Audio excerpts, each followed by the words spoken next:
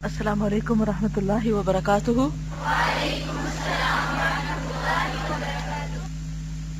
نحمده ونصلی علی رسولہ الکریم، اما بعد فاعوذ باللہ من الشیطان الرجیم، بسم اللہ الرحمن الرحیم، رب اشرح لی صدری ویسر لی امری واحلل عقدۃ من لسانی یفقہوا قولی۔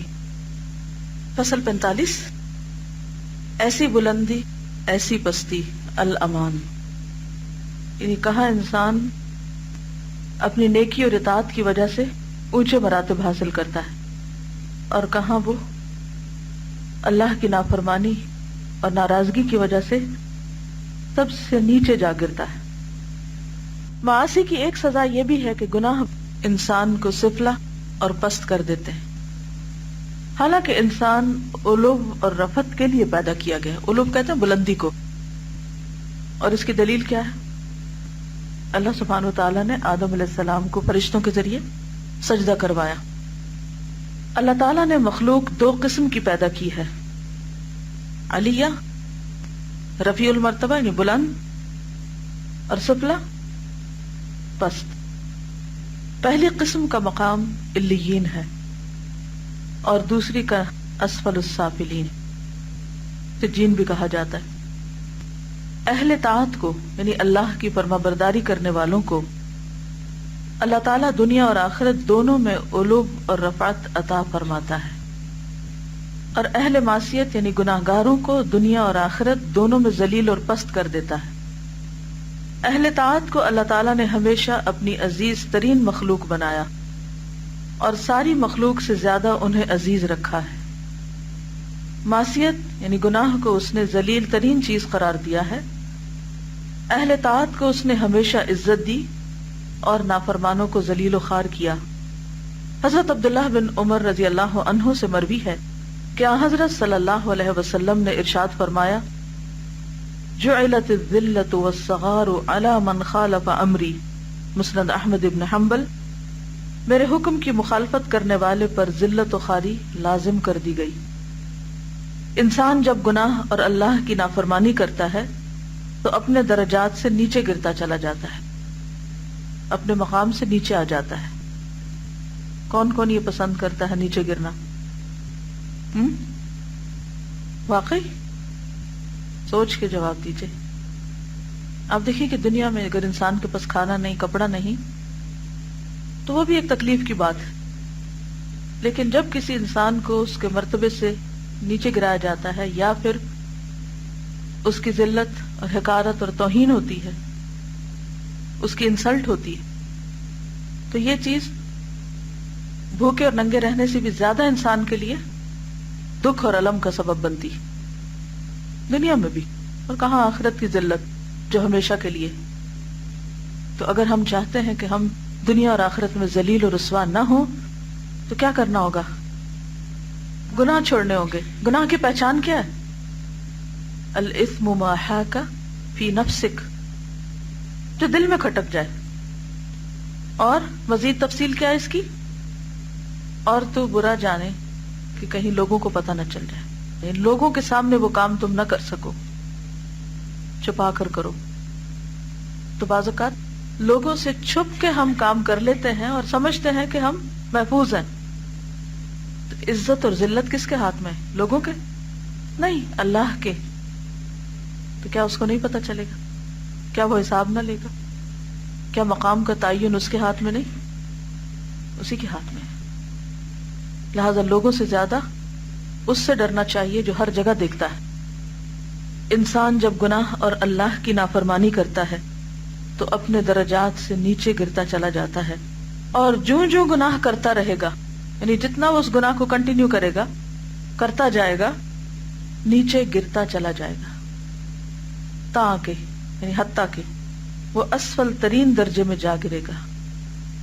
اور جب وہ طاعت اور عبادت سے اپنے کو مزین اور آراستہ کرے گا، درجہ بدرجہ بلند ہوتا چلا جائے گا، تاکہ یعنی وہ اعلیٰ علیین تک پہنچ جائے گا، اعلیٰ ترین مقام تک۔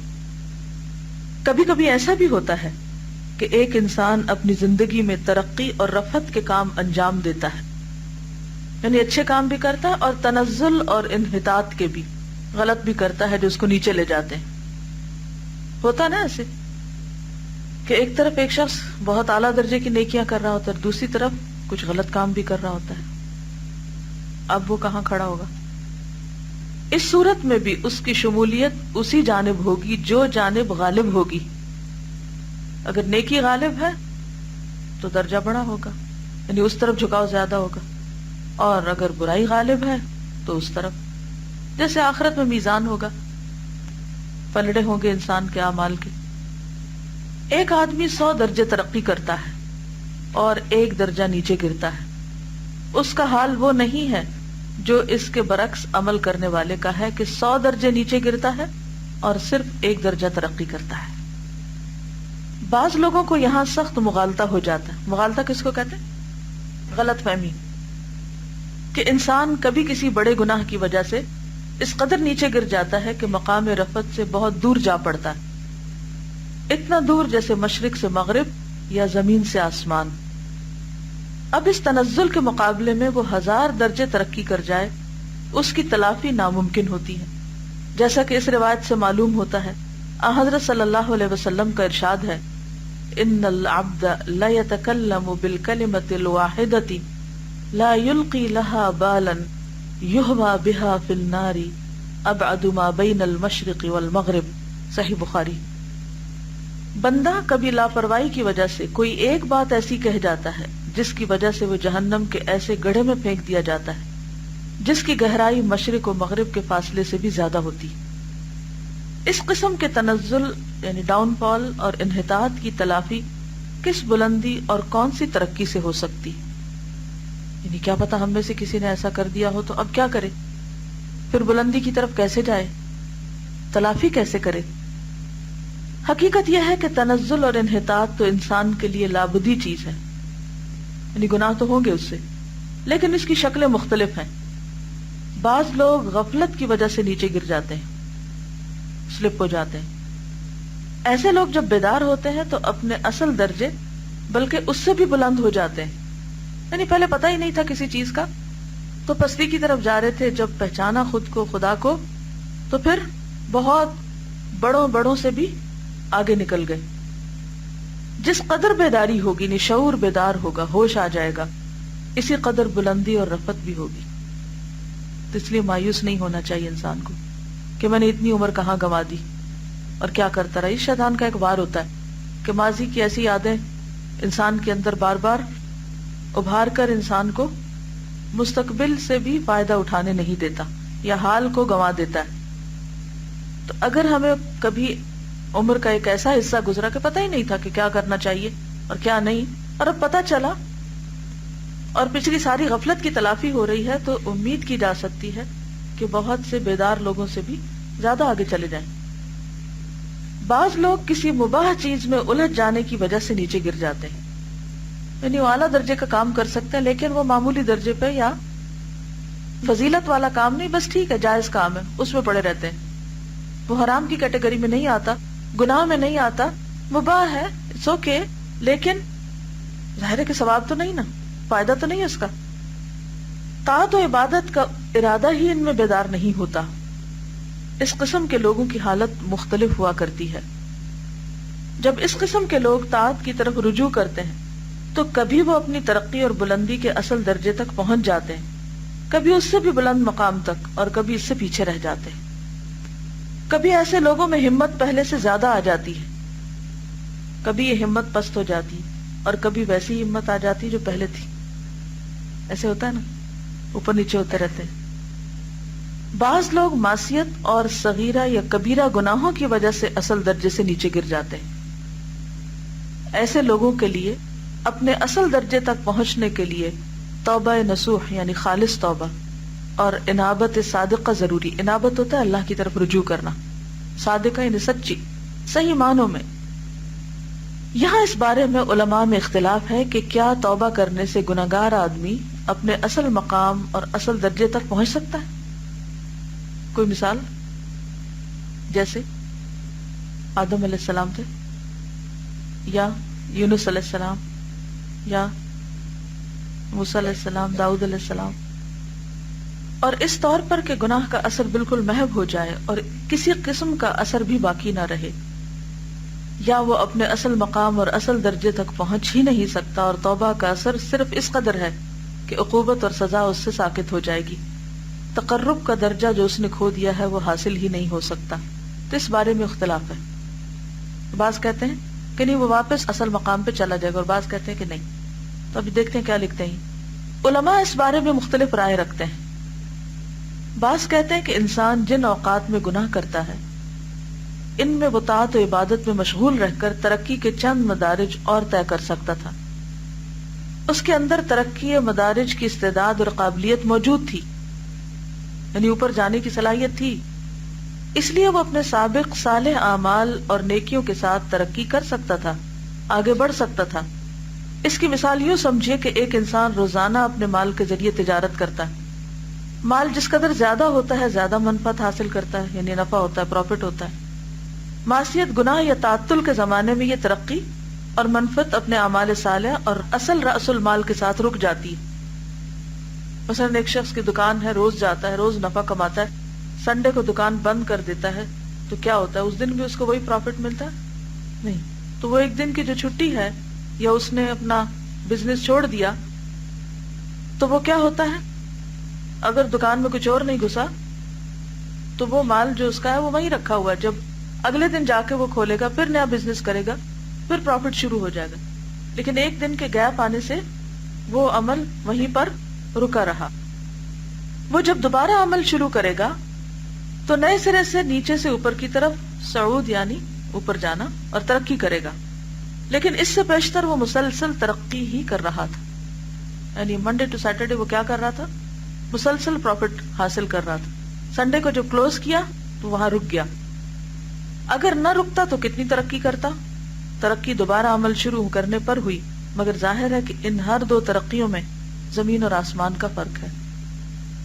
ایک سے جو 7 days a week کام کرتا ہے اس کا پروفٹ کچھ اور ہے، اور 6 days کام کرنے والے کا کچھ اور ہے۔ تو ایک دن اس کا جو مس ہوا اس کی وجہ سے بہرحال اس کا لاس ہوا۔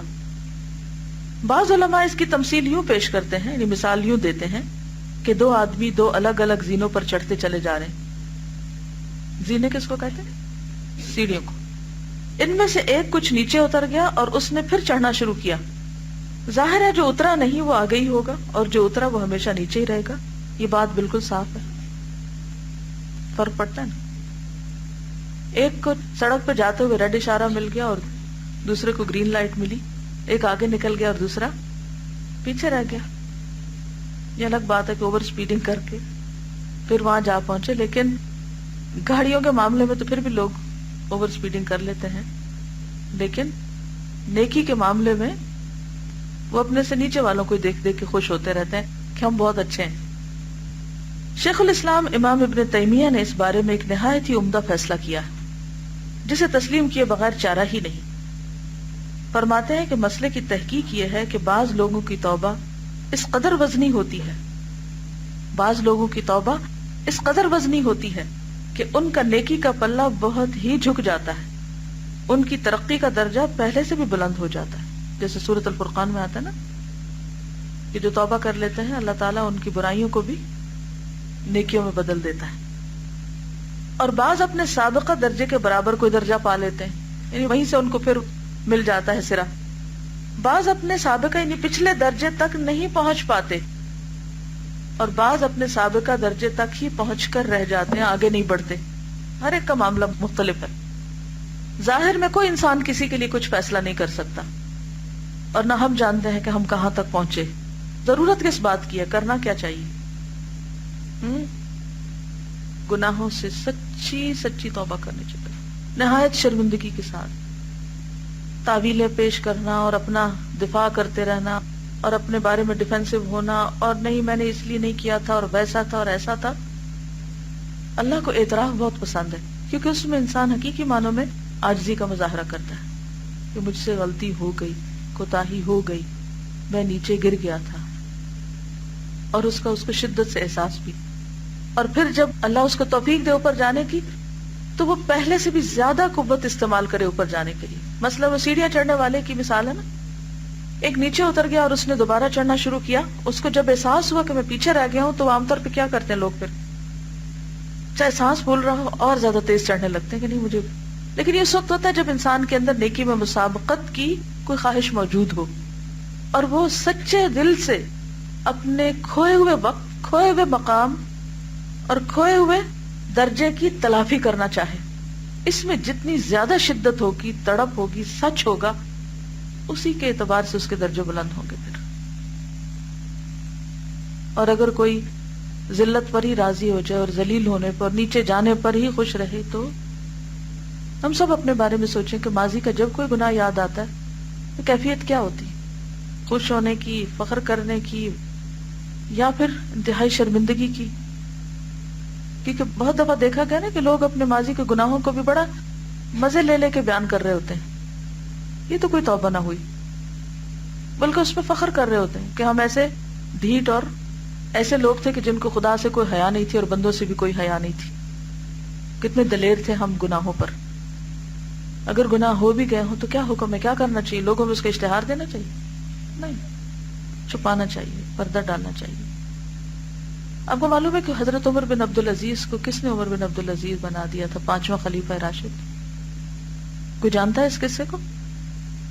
جب وہ مدینہ کے گورنر تھے تو کیا کیا تھا انہوں نے خلیفہ کے حکم سے ایک شخص کے اوپر کوڑے برسائے تھے. اب بعض اوقات ایسے آرڈرز مل جاتے ہیں نا حکومت کی طرف سے کہ انسان کو اپنے ضمیر کے خلاف کوئی کام کرنا پڑتا ہے, لیکن اس وقت وہ نافرمانی نہیں کر سکتا, یا اس وقت وہ سمجھتا کہ جیسے وہ جسٹیفیکیشن کر رہا ہے, ٹھیک ہے ایسا ہی کرنا چاہیے. لیکن انسان کا ضمیر ساتھ ہوتا ہے نا, تو بعض اوقات جب انسان غلطی کر چکتا ہے نا, پھر ہوش آتی ہے کہ کیا کیا, ایسا تو نہیں کرنا چاہیے تھا, یہ میں نے کیا, کیوں کیا, یہ غلط تھا. تو بہرحال ان سے بھی جب غلطی ہو گئی تو اس کے بعد انہیں بہت شدت کے ساتھ اس کا احساس ہوا, اور بقیہ عمر انہوں نے رونے دھونے میں گزاری کہ مجھ سے کیوں ہوا. اسی وجہ سے ان کے اندر انتہائی درجے کا خدا کا خوف آیا اور آخرت کا خوف, اور تاریخ میں آتا ہے کہ وہ سوتے ہوئے ہڑبڑا کے اٹھ بیٹھتے تھے کہ اگر اللہ نے مجھ سے پوچھ لیا تو میں کیا جواب دوں گا, اس کو جواب نہیں. تو بات یہ ہے کہ ہم میں سے ہر شخص اپنے اندر جھانکے. ہم میں سے ہر شخص گناہ کرتا ہے, کوئی بھی ایسا نہیں کہ جو فرشتہ, سب سے غلطی ہوتی, لیکن اعتراف کے درجے فرق ہوتے ہیں. کچھ لوگ خر راکعا واناب کے درجے پہ ہوتے ہیں, وہ گر پڑتے ہیں رکوع میں اور سجدے میں اور رجوع کر لیتے ہیں اللہ کی طرف, اور کچھ اکڑے رہتے ہیں یعنی سبھی کرتے ہیں, ہم نے کوئی انوکھی بات کی ہے اور یہ مجبوری تھی اور ایسا تھا اور ویسا تھا, بہت سے بہانے ہوتے ہیں. تو پھر اللہ کو پتا ہے نا کون سچا اور کون نہیں, کون بہانے باز ہے, کس کے اندر ابھی تک اپنی انا باقی ہے. تو جب انسان سچے دل سے رجوع کر لیتا ہے, توبہ کر لیتا ہے, مان لیتا ہے, تو اللہ تعالیٰ پہلے سے بھی زیادہ اس کو نیکیوں کی توفیق بھی دیتا ہے, اس کا والی بن جاتا ہے. اللہ ولی الذین آمنوا یخرجہم من الظلمات الی النور, روشنی کی طرف لے جاتا ہے ہم کو. یہ سرکش لوگ, ان کا معاملہ فرق ہوتا ہے. تو ہم اپنے آپ سے پوچھیں ہم کہاں کھڑے, ہمارا ایٹیٹیوڈ کیا ہے, ہمارا رویہ کیا ہے, ہم اپنے ماضی کے گناہوں کو کتنا یاد کر کے روتے ہیں. پوچھئے اپنے آپ سے کتنی دکھ اور تکلیف اور کرب سے گزرتے ہیں کہ ہم نے کیوں کیا ایسا جو اللہ کو پسند نہیں تھا, اور کتنی دفعہ ہماری سوتے ہوئے آنکھ کھل جاتی ہو اور کھاتے ہوئے نوالا رک جاتا ہو اور گلے میں اٹک جاتی ہو کوئی چیز کہ میں نے اللہ کی نافرمانی کر دی, یہ مجھے تو زیب نہیں دیتا. تو جب تک سچی عاجزی اور انکساری نہیں آتی اور غلطیوں کا اعتراف نہیں آتا, اور پھر ایک اور بڑی بات یہ کہ بعض اوقات ہمارے دل پہ بوجھ ہوتا ہے نا غلطی کرنے کا, تو چاہیے تو یہ کہ ہم اللہ کے آگے جا کے خوب روئیں, خوب روئیں, خوب روئیں, اور اسی سے مانگے اور کہیں کہ بس معاف کر دے اور مجھے ہدایت دے دے اور میرے لیے کوئی راستہ نکال دے کہ میں اس گناہ سے بچ جاؤں. یہ کرنے کی بجائے ہم اپنے دل کا بوجھ کیسے اتارتے ہیں, کیا کرتے ہیں, لوگوں کے ساتھ کہانیاں اپنی کرتے رہتے ہیں. ایک کو بتاتے ہیں, اسے کہتے ہیں کسی کو نہ بتانا, پھر دوسرے کے پاس جاتے ہیں, پھر اس کو بتاتے ہیں, کیونکہ دل پہ تو بوجھ ہوتا ہے نا, اس کو بتاتے ہیں اور کہتے ہیں کہ کسی کو نہ بتانا. تیسرے کے پاس جاتے ہیں, اچھا میں تم سے ذرا کاؤنسلنگ چاہتا ہوں یا تم سے حل چاہتا ہوں, اب تم مجھے بتاؤ مجھے کیا کرنا چاہیے. اچھا تو 5-7 لوگوں کے پاس پھیرا لگانے سے انسان کا کچھ تو کتھارسس ہو جاتا ہے بائی دا ٹائم, اور اللہ کے پاس جانے کی پھر بھی توفیق نہیں ہوتی. نتیجہ کیا ہوتا ہے؟ وہ جو اللہ کی طرف سے سزا ہوتی ہے نا بےعزتی کی اور گناہوں کے اشتہار کی، وہ خوب ہو چکی ہوتی ہے ہمارے ہی ہاتھوں. ہم خود ہی اپنے پاؤں پہ کلہاڑی مار رہے ہوتے ہیں، اپنے عیب کو اپنے منہ سے نشر کر رہے ہوتے ہیں، کیونکہ توبہ جو نہیں کرتے، باز جو نہیں آتے، اور پھر مزید غلطی کرتے ہیں، پھر لوگوں کو بلیم کرتے ہیں. کیا کہ تم نے میرا مشہور کر دیا، تم نے میرا راز افشا کر دیا، تم نے میرا کھول دیا.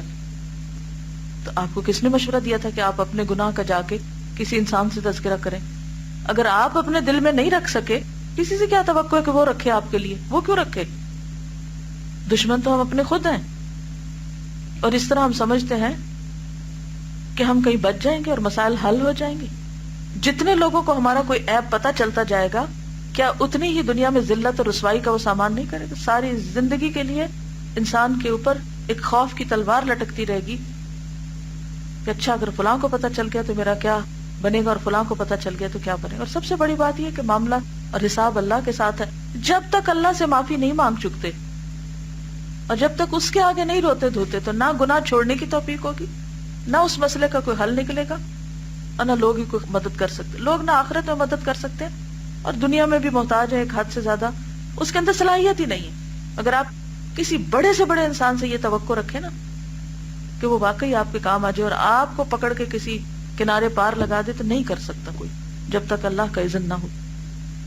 اپنے ماں باپ نہیں کر سکتے، بہن بھائی نہیں کر سکتے، عزیز قریب دوست ولی حمیم کوئی نہیں کچھ کر سکتا. ایک ہی ہستی ہے، صرف ایاک نعبد و ایاک نستعین اہدنا الصراط المستقیم صراط الذین انعمت علیہم غیر المغضوب علیہم ولا الضالین. کتنی دفعہ اللہ موقع دیتا ہے دن میں کہ اس کے آگے ہاتھ باندھ کے کھڑے ہوں اور سوچ کے شعوری طور پر ان کلمات کو دہرائیں، اور جن پہ اللہ کا انعام ہو گیا، جن کے درجات بلند ہو گئے، ان کے راستے پہ ہم بھی چل پڑے. صرف وہ کر سکتا ہے.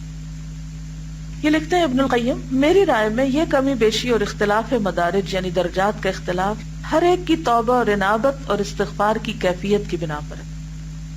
بات وہی ہے جو ابھی ہوئی کہ اصل چیز ہے کہ استغفار کی، اور کس طرح کی استغفار کی، کیسی توبہ کی کہ انسان سجدے سے سر نہ اٹھائے جب تک یقین نہ ہو جائے دل کو، اور کوئی آ کے سرگوشی نہ کر دے کہ معاف کر دیے گئے.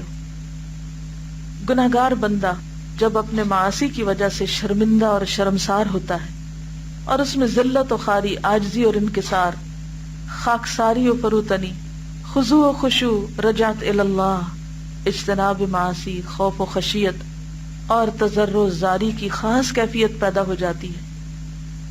اور یہ کیفیت ہر شخص محسوس کر سکتا ہے، اس کا دل گواہی دے گا. کوئی نہیں بتا سکتا کہ آپ کی توبہ قبول ہوگی کہ نہیں. آپ کے اندر سے آواز آئے گی. یہ چیزیں کبھی کسی کے اندر پوری قوت سے نمود کرتی ہیں، جس سے توبہ کرنے والا اس درجے سے بھی آگے نکل جاتا ہے جہاں وہ گناہ کرنے سے پہلے تھا. آپ نے دیکھو کہ جیسے ایک بال ہوتی ہے نا، تو جب وہ آپ اس کو آہستہ سے زمین پہ مارتے ہیں تو کیا ہوتا ہے؟ وہ اتنی اونچی آتی ہے. اور جب آپ زور سے مارتے ہیں تو کیا ہوتا ہے؟ اونچی جاتی ہے. جتنی زور سے مراد یہ کہ جتنی شدت کے ساتھ آپ اللہ کے آگے جھکتے ہیں، جتنی زیادہ صداقت کے ساتھ توبہ کرتے ہیں، اتنے ہی زیادہ درجوں میں بلندی ہوتی ہے، حتیٰ کہ انسان پہلے سے بھی زیادہ اوپر جاتا ہے. لیکن کوئی خود کو توڑے تو صحیح. تو توبہ کرنے والا اس درجے سے بھی آگے نکل جاتا ہے جہاں وہ گناہ کرنے سے پہلے تھا، اور گناہ کرنے سے پیشتر وہ جس درجے کا نیک تھا اس سے کہیں زیادہ نیک بن جاتا ہے. اور کئی لوگوں کی زندگی میں ایسی چیزیں نظر بھی آتی. کوئی مثال یاد آ رہی؟ عبداللہ بن مبارک، عمر رضی اللہ تعالیٰ عنہ، فضیل بن ایاز، خالد بن ولید، کعب بن مالک. بہت ساری مثالیں تاریخ میں. انعمت علیہم. ایسے آدمی کے حق میں گناہ ایک رحمت بن جاتا ہے. گناہ سے قبل اس کا قلب غرور آشنا تھا، مغرور تھا. عجب اور نخوت اس کے اندر بھری ہوئی تھی. عجب یعنی خود پسندی میں مبتلا تھا. خود پسندی. اسے اپنے نفس پر اعتماد تھا، اپنے اعمال پہ تکیہ اور بھروسہ تھا. گناہ کی وجہ سے یہ تمام برائیاں ختم ہو جاتی، اور اب وہ اپنے مولا سید آقا کی چوکھٹ پر اپنی پیشانی ٹیک دیتا ہے اور عاجزی اور انکسار، فروتنی اور خاکساری کے ساتھ اپنے رخسار اس کی دہلیز پر رگڑنے لگتا ہے. یعنی سجدہ بھی اس کا واقعی معنوں میں سجدہ ہوتا ہے، حقیقی معنوں میں سجدہ ہوتا ہے. اللہ کی قدر و منزلت پہچاننے لگتا ہے. اپنی محتاجی اور بے کسی اور بے بسی کا اعتراف اپنے قلب کی گہرائیوں سے کرنے لگتا ہے.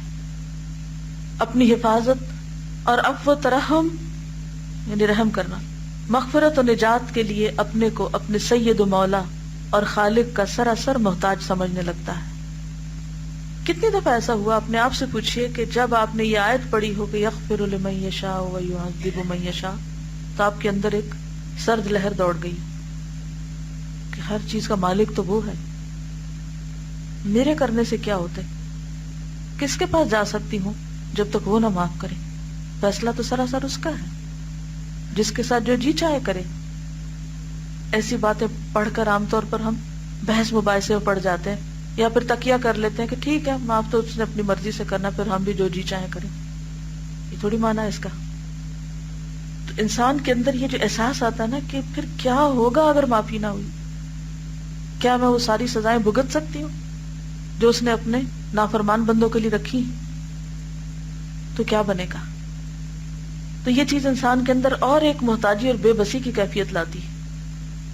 اس کے قلب سے سولت و تمکنت اور عبادت و اطاعت کا غرور جو پہلے تھا ختم ہو جاتا ہے. وہ جو اپنے آپ کو بڑا نیک سمجھتا تھا کہ ہاں میں تو بہت اچھے اچھے کام کر رہا ہوں، جب ایسے ہی انسان سے کوئی گناہ ہوتا ہے تو پھر اس کو اور شدت سے احساس ہوتا ہے کہ کیا تھی میری نیکی، اگر میں واقعی اتنا نیک تھا تو یہ گناہ کیوں کرتا. تو جو سچا توبہ کرنے والا ہوتا ہے اس کے اندر یہ احساس جم جاتا ہے کہ میں کچھ نہیں ہوں، اور میری نیکی اور عبادت اور تقوی اور ان سارے بڑے بڑے کاموں کی کوئی حیثیت نہیں. تو یہ گناہ اس کے حق میں ایک رحمت بن جاتا ہے جب وہ پہلے سے زیادہ پھر اللہ کے قریب ہو جاتا ہے. طاعت و عبادت کی شیخیاں اور کبر اور نخوت نکل جاتے ہیں. ہوتا ہی نا کہ جب انسان نیا نیا دین کی طرف آتا ہے نا اور کوئی اچھے اچھے کام کرنے لگتا ہے تو ابھی اتنا جماع تو ہوتا نہیں، تو اس کے اندر کیا احساس آنے لگتا ہے کہ میں بہت اچھا ہو گیا ہوں باقی لوگوں کے مقابلے میں. اور پھر کیا ہوتا ہے، پھر ایک دم جا گرتا ہے کسی غلط کام میں. پھر اگر اللہ اس پہ رحم کر دے اور اس کو احساس ہو جائے کہ اوہ میرے تو قدم اتنے لڑکھڑاتے ہیں کہ میں تو ابھی سیدھا چل ہی نہیں سکتا، جیسے ایک بچہ چلتا ہے نا تو بیلنس نہیں ہوتا، تو وہ کہیں نہ کہیں ضرور جا گرتا ہے اور ایسی چوٹ لگتی ہے، کبھی سر پھٹتا ہے، کبھی کہیں اور چوٹ لگتی ہے. تو پھر اس کو احساس ہوتا ہے کہ اچھا ابھی تو مجھے بہت پریکٹس کی ضرورت ہے. تو پہلے سے محتاط ہو جاتا ہے. اگر آپ کسی رستے پہ گرے ہوں یا کسی جگہ پر پھسلے ہوں تو پھر آپ اور زیادہ کانشیس ہوتے ہیں.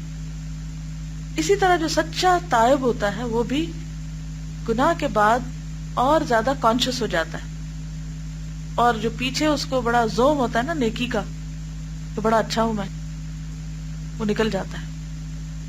لیکن کچھ لوگ ان پہ الٹا ری ایکشن ہوتا ہے، وہ پہلے سے بھی زیادہ اصرار کرتے ہیں اپنے گناہ پر اور اپنی غلطی پر، اور یہیں سے پھر وہ شیطان کے دوست بن جاتے ہیں.